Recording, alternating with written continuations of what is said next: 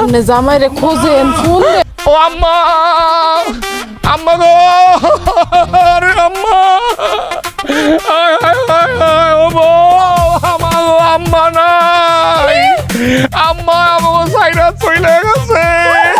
আল্লাহ গো, তুমি কেন আমার আম্মারে তুইলা লইয়া গেলা কেন আম্মা?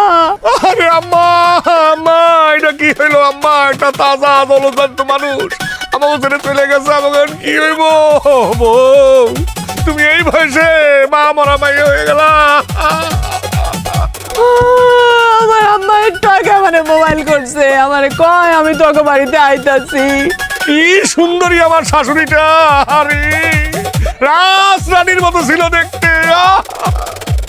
আমার আম্মারে আমি শেষবারের মতো দেখতে পারলাম না।